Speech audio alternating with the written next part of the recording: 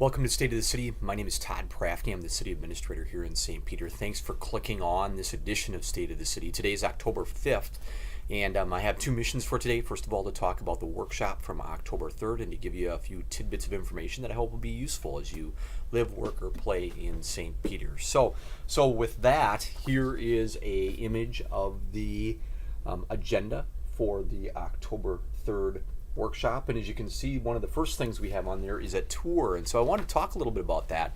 The council on occasion goes out on tour. Sometimes we go to very specific facilities like the public work facility or maybe the wastewater treatment plant or the water treatment plant, something like that. This time was really, well, frankly, we had them kind of sequestered on a bus for about an hour and a half to see a bunch of the facilities as some of the projects that were going on. And so here's kind of the list. You can see some of my notes attached with it, but they started at the community center and went by the courthouse and went on Old Minnesota Avenue, and well, it gets into a second page there. And so one of the goals of having those kind of tours is to make sure that council members have the opportunity to spend the right amount of time in knowing how projects that are going on, facilities that they're expending resources on, activities that are yet contemplated, that are kind of in the planning stages, all get connected for them. And so I think it was a really worthwhile tour, something that we haven't done for a while, at least in that way. And so I hope that they found it very worthwhile and gives them the background and the information that they need to help make great decisions in concert with the community, in concert with you. And so we're excited to do that, and I think they had a good time and saw and learned and got updates on a lot of different things. So that was a real, I think, worthwhile tour for them. The second item on that agenda was the building department presentation. And so Dean, our building official, was there to talk about some of the activities of his department, talk about some of the things that he sees going on in the community. He talked about changes in the building code over the last couple of years and some other really important things to builders and to his department and certainly to the city council. One of the other things that we had on there was the Veterans Memorial. Bob Lampert and Bob Sandine were there from the Veterans Memorial Committee to give an update on where that's at, where their funding is, what their plan is for action going forward, and then to revisit with the council, Bob and I talking about what the process is going forward. And so here's what you can see from a community perspective related to the Veterans Memorial. I think that within the next month to 6 weeks, there will be a document called the Development Agreement that will be put together, and is essentially an agreement between the committee, the Veterans Memorial Committee, and the City Council about exactly how this thing is going to look, exactly where it's going to be placed, what the timelines are, who's responsible for what the rules are related to how do you get your name on there in the future, or you get a loved one's name on there in the future. And so I think that's the process that's actually been defined for now more than a year and a half, maybe it's 2 years or so now. And I think that will continue to move forward, and we're excited for the Veterans Memorial Committee. They gave a very, very positive report and feel very confident about the financial resources that they have in place and the energy and the goodwill that's been developed over a part of this project. So I think really exciting, and so we're really happy for them and to see the project move forward as it will over the next few months, and then as they indicated, likely into the construction mode in the next year or so. One of the last ones I want to mention is Joint Transit System job descriptions. Here you go. There it is on the agenda. And so as many of you know, we were working on a cooperative effort with this community, with the city of Sueur. And so as that continues to work, the work is going to be kind of divided up into two halves. First of all, the financial part will be done by Sueur. That's going to be their share of the project. St. Peter's share of the project from that administrative standpoint, organizational standpoint, will be the HR stuff, the hiring of the employees, all those kind of things. So the current drivers that you see in St. Peter will certainly be staying with us, and you'll see some new drivers from the Sueur system that will be working in Sueur and maybe working with us on occasion. But we need new job descriptions, and we need new pay scales, and we need all of that kind of stuff that goes along with having employees. And so on Monday night, on the 3rd, they were talking about the job descriptions. Really what we're going to have is a couple of different managers, one that works with compliance and one that works with the kind of day in, day out repairs, scheduling, those kind of things.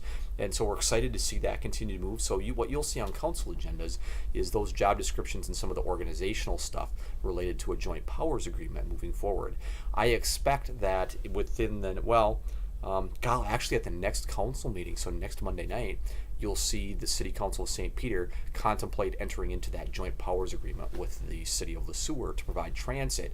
And that organization, even though they'll enter an agreement here in the month of October, it really won't start until the first part of January here. That's kind of our target date to make sure that everything's running appropriately. So now for a few tidbits of information. First of all, absentee voting is going on. Maybe you haven't heard. It's an election year this year, and so absentee balloting is going on, and so you can get absentee ballots at the courthouse. The real official address there is 501 South Minnesota Avenue. So at the courthouse on the 2nd floor, you can get absentee ballots. I also want to mention that hydrant flushing is going on. So we have a regular process. Well, actually, it's not going to start until, let me think of the date, October 10th is when it will start. So that flushing goes on in the evening overnight hours into 8 in the morning. So I think it starts at like 8 at night or 9 at night or something like that and goes overnight until 6 in the morning. And so be ready for that in your neighborhood. That can create some cloudy water. You want to make sure that you're not running your washing machine during the evening that they're in your neighborhood. Sometimes the flushing develops rust and other things that we want to make sure that are flushed out of the system before you use it. So watch for that as that goes on. We do that for a couple different things. Make sure the system is clean. Make sure we're testing all of the fire hydrants, which is really, really important if you have a fire. And make sure that the system is appropriately maintained from things that can get into the system. And so it's a good project. We do it a couple times a year. So again, starting October 10th will be the first. And again, they do that overnight. Let me think. We have high water. I don't know if you've seen the river lately, but there's high water. So that has impacted a few of our parks, like the dog park and a couple other parks have restrictions on them or no use warnings on them because frankly they're a little bit underwater. So as soon as that water recedes, those parks will be open again and available for your use or your dog's use, I guess, since one of them is the dog part. I also want to mention Rivers Edge Hospital, as I do on a regular basis. We're really excited about what's going on with the hospital. This card maybe came to your door or to your mailbox a couple of months ago. I like the imaging. Anyway, urgent care is on at the hospital. Currently, the hours are from 8 a.m. to 8 p.m. On weekends and holidays, and from 3 until 10, Monday through Friday. But be watching. There'll be some more information out. Those hours are maybe going to change a little bit. We've seen just a really strong uptick in the use of urgent care, and so we want to make sure that we're matching the urgent care hours to when people kind of want to use it. So being efficient in that, but also trying to meet people's needs as they use urgent care, again, which is available up at Rivers Edge Hospital and Clinics. So, one other thing, I'm going to disappear just for a second. I wanted to talk about the hot sheet just quick. Here's a copy of the masthead and what the hot sheet looks like. If you don't get the hot sheet, this is one of the things that we put out on a weekly basis. Barbara in my office does such a great job in making sure that this gets all put together. This goes out typically every Wednesday, well, just about every Wednesday of the year. There's usually a couple where it does not go out, but this is our electronic newsletter. We only send it out via email, so if you're interested in receiving this, please give us a call or email us, and I'll give you an email address in just a moment, and we'll be happy to include you in our group of scents. And so every Wednesday it will come to you. And so this is a great example of one. This is the one from just this last week, I believe. And so it has a very detailed discussion about the city budget. And so if you want to know more about the city budget, this is a wonderful thing to sign up for. We even archive them on our website, so you can go back and read some of the other things that have been going on. But take a look at this. It has fantastic information about what's going on in the city. Phew. And with that, I'm getting close to running out of time. I want to make sure that you know, here we are. If you want to email us for that, get that hot sheet sent to you. You want to check out our website, there it is. We would love it if you would like us on Facebook, or there you can give us a call. Anyway, there you go. Thanks for clicking on State of the City. Been great to see you today. Hope to see you next time.